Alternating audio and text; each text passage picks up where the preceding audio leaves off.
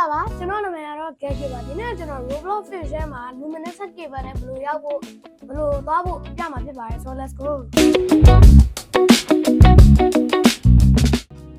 ဆိုတော့အရင်ဆုံး key ဆုံးကတော့ကျွန်တော်တို့ Sunstone Island မှာပေါ့ဆိုတော့ let's go to Sunstone Island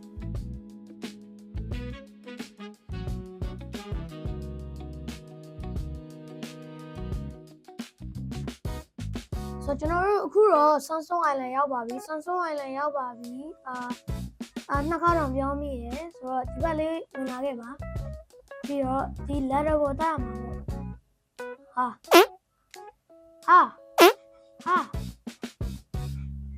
ကျွန်တော်ဒီကစနေရမဟုတ်ပါဘူး clip ဖောင်းနေရမဟုတ်ပါဘူးဘလို့တက်ရလဲလို့တွားရလဲဟေးရပါလေတော့နေအိုးခုမှမရโอเคဆိုတော့ကျွန်တော်ဒီဆော့ဆော့လည်းရောက်ပြီဆိုရင်ဒီပေါ်လေးတက်သွားလိုက်ပါဒီကုန်းလေးကိုဟောအဲ့ရနေပဲလာပြီးတော့ဒီကုန်းလေးကိုတက်သွားလိုက်ဒီကြောက်တုံးလေးကိုတက်သွားလိုက်ပြီးတော့မာလင်ဆိုရဲ့ NPC ဟိုမှာသိရမလားအဲ့မာလင် NPC ရဲ့ sorry ဆိုတော့ဒီအိမ်ထဲမှာပေါ့နော်ဒီ barrel လေးပေါ်မှာဆိုတော့နောက်ထပ် key zone တစ်ခုကတော့ဒီ Terrapin Island လာခဲ့ပါပြီးတော့ဒီ quality bakery ဆိုရင်အနီအောင်လေးကနေဒီတိုင်းပဲတက်သွားပါဟောပြီးတော့ဒီမှာလည်းနောက်ထပ် quality bakery ဆိုရင်ဟာကျင်းချင်းမှာအဲ့တိုင်းတက်ပဲသွားလိုက်အားရနေအဲ့ဆိုမှန်နေပါတယ်ဒီပေါ်ရေးတက်သွားလိုက်โอเคပြီးတော့ခုနမှာတစ်ပင်နှစ်ခုကြားလေးထဲမှာအပေါက်လေးရှိလိမ့်မယ် cave ပေါ့အဲ့ဒါလေးလည်းဝင်သွားလိုက်ပါပြီးတော့ဒီရောက်ပြီဆိုရင်ညာဘက်ချိုးလိုက်ပါပြီးတော့ဒီရဲရောက်ပြီဆိုရင်အဲ့ဘက်ညာဘက်ထပ်ချိုးလိုက်ပါဒီပေါက်လေးတဲ့ပြီးတော့ဒီနားလေးမှာကျွန်တော်ခါစာပြနေတဲ့နားလေးမှာရှိပါလိမ့်မယ်အမလေးဆိုတော့ဒီ key zone မှာထူသွားတော့ Roselet Bay လာခဲ့ပါပြီးတော့ Roselet Bay ရောက်ပြီဆိုရင်ကျွန်တော်တော့ရဲ့တိုင်းလိုက်သွားလိုက်ပါ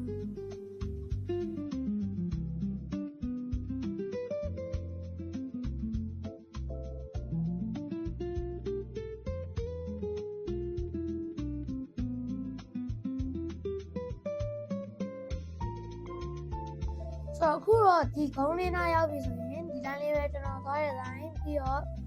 ဒီအဲ့လိုတက်တားရင်းနဲ့ကားတိုင်းနေရာဝင်လိုက်ပါဒီနားမှာဆိုရင်တော့ brother လိုက်တာလိုလိမ့်မယ်ဘာလို့ဆိုတော့ဟိုအလဲကကြောက်တုံးကြီးစီသွားမှာပြီးတော့ဒီက dangerous ဖြစ်တယ်ဘာလို့လဲဆိုတော့အဲ့ lava ပေါ်လှုပ်လိုက်တာဆိုနေဆိုရင် तू ကရေလိုမဟုတ်ဘူး auto key auto shot တော့လဲ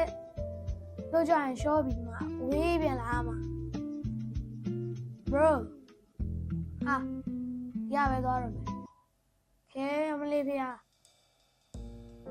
ဆိုတော့ဒီကြောက်တုံးသားရောက်ပြီဆိုရင်ဒီကြောက်တုံးတနေရာမှာပဲကျွန်တော်ထင်တာကတော့ဒီ Blaze Bringer Rock နားမှာမဟုတ်ဘူးဒီကြောက်တုံးတနေရာမှာကျွန်တော်ကာစာပြရနေတယ်ကျွန်တော်ကတော့ UV ဆိုတော့မြင်ရတော့ဆိုတော့အဲ့ဟာကတော့အဲ့နားမှာပြအဲ့နားမှာပါစကားရလဲအပုတ်သားမျိုးဆိုတော့အဲ့ဒါကတော့ဒီ Roselet Bay က key zone ပါ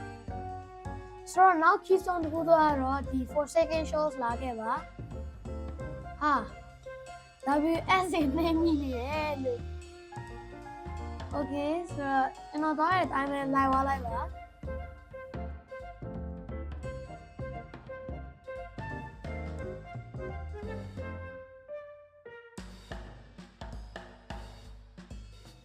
ဆိုဒီအယိုးကြောက်ကောင်းရဲ့ဘယ်ဘက်မျက်စိရဲ့မှာရှိပါလိမ့်မယ်အားကြောင့်ဝင်သွားလိုက်ပါပြီးတော့ကျွန်တော်ဒီအခုနေနေရဲ့ထောင်နားလေးမှာတွေးလိုက်ပါမယ်ဆိုတော့အဲ့ဒါကတော့ Forsaken Shores ရဲ့ key zone မှာဆိုတော့အခုတော့ Ancient Hours ရောက်နေပါပြီ Ancient Hours သွားလိုက်ပါဒီ key zone သွားပြီးတော့ဒီ zip line လေးစီးသွားလိုက်ပြီးတော့ကျွန်တော်သွားတဲ့အတိုင်းလိုက်သွားလိုက်ပါ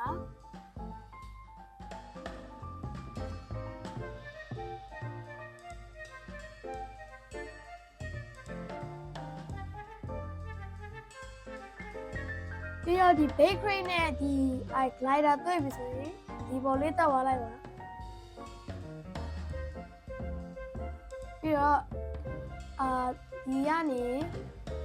ဒီကြောက်သုံးကိုသွားလိုက်ပြီးတော့ဒီမှာဖွင့်ပါလိမ့်မယ်ကျွန်တော်ကတော့ရှိပြီးသားဆိုတော့ဘယ်လိုဒါမဲ့ဒီမှာပါဆိုတော့ဒီနောက်ထပ် key ဆုံးတစ်ခုတော့ဒီ mushroom swamp သွားလိုက်ပါပြီးတော့ဒီတိုင်းပဲကျွန်တော်သွားတဲ့အတိုင်းလိုက်လိုက်ပါဒီတိုင်းပဲတက်တက်သွားပြီပြီးတော့အဲ့မှာ alligator marsh ဆိုတဲ့နေရာလေးရောက်ပါလိမ့်မယ်ပြီးတော့ဒီလှေလေးထဲမှာရှိပါလိမ့်မယ်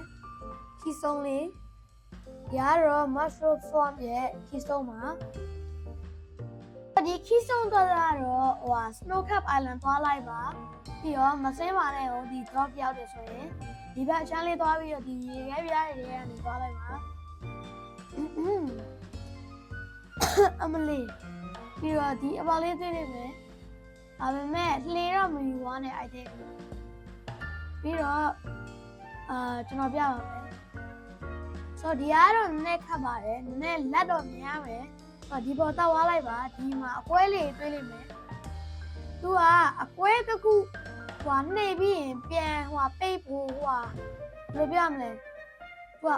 နှိပ်ပြီးရင်လင်းသွားတယ်ဒါပေမဲ့အဲ့လင်းတာပိတ်သွားပြီ9စက္ကန့်ဆိုမြင်မြင်တော့မယ်အမှတစ်ခုပြီးတော့ဒီမှာတစ်ခုမြင်မြင်လို့9စက္ကန့်ပဲရှိရပြီးတော့ဒီမှာတစ်ခုပြီးတော့ဒီနားလေးမှာတကားလေးတစ်ခုဝင်နေတယ်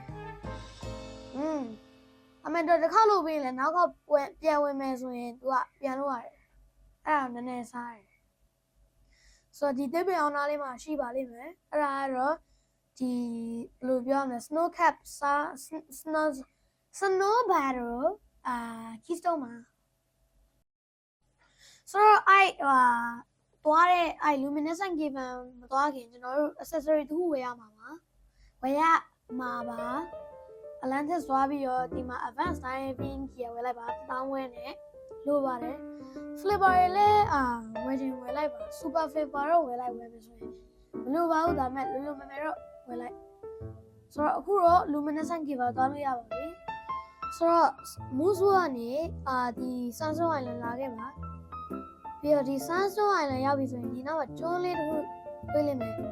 ကနေဘယ်လိုပြောရမလဲဘယ်ဘက်အလိုင်းလိုက်ပေါ့ကျွန်တော်ရဲ့ဒီပေါ်မှာ compass တွေ့လိမ့်မယ်north တက်သွားလိုက်ပေါ့ဒီကနေဆိုတော့ကျွန်တော်အရင်ဆုံးပြန်အလိုင်းလိုက်ပါဦးမယ်တပတ်ဖတ်နေရပြန်ပြီလေလေးမောင်းရတယ် just မောင်းရတယ် okay ကျွန်တော်သွားတဲ့အတိုင်းမှာ north တက်သွားနေလိုက်ပါခဏလေး treasure chest တွေအများကြီးပဲလိုက်ကောက်လိုက်အောင်မယ် open 250 credit ရတယ်ဒီမှာတော့ဘာရမလဲtime base ဆိုလည်းမရတယ်မိုက်တာပေါ့ဒီမှာတော့မလဲတာ garbage ရတယ်ဆိုတော့လေပေါ်ပြန်တက်ပြီးသွားလိုက်ရအောင်north ပဲတက် compass compass ကြည့်ပြီးဒီတိုင်းမှာ north သွားလိုက်ပေါ့အဲ့နော်လေဆိုတော့ဒီရွာလေးတွေ့ပြီဆိုရင်ညောင်ဘေးဒီမှာ point နေမှုတော့တခုရှိနေမယ်အဲ့ကနေခုန်ချပြီးတော့ဆင်းလိုက်ပါပြီးတော့ oxygen tank ဝတ်ထားတာ make sure ပါဘာလို့လဲဆိုတော့သေသွားလိမ့်မယ်ရှော့သွားလိမ့်မယ်ဒီတိုင်းသွားတယ်ဒီအောက်ရောက်ပြီဆိုရင်ဘယ်ဘက်မချိုးနဲ့ညာဘက်ချိုးပါပြီးတော့ဒီတိုင်းမှာဆက်သွားနေဒီမှာအစိမ်းအောင်ကွန်တိန်နာလေးတွေ့လိမ့်မယ်အဲ့ဘက်ကျန်းသွားလိုက်ပါ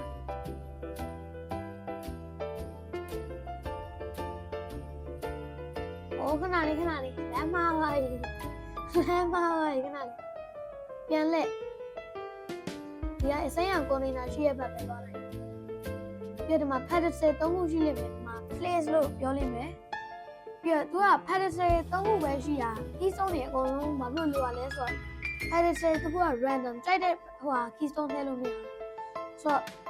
ဘယ် pedestal ကဘယ် keystone ထည့်ရမလဲလို့သူတို့ပြောပါလိမ့်မယ် inventory ကနေထုတ်ပြီးတော့ထည့်လိုက်ပါပြီးတော့ဒီတိုင်းပဲဒီအပေါက်လေးရဲ့ဝင်လိုက်ရတော့ desolate ဒီပေါ့ဒါပေမဲ့ desolate ဒီမသွားဘူးကျွန်တော်တို့ကဒါပေမဲ့တက်သွားနေညသွားပြီဒီပေါ်ရောက်လာလိမ့်မယ် mysterious river ဆိုတာ ရိုးတိုင်းဒီမှာသင်္ဘောပေါ်တယ်လှေပေါ်တယ်ဒါပေမဲ့ကျွန်တော်ကတော့မပေါ်ဘူးဆိုတော့ဒီတိုင်းရေကူးသွားလိုက်ရေကူးသွား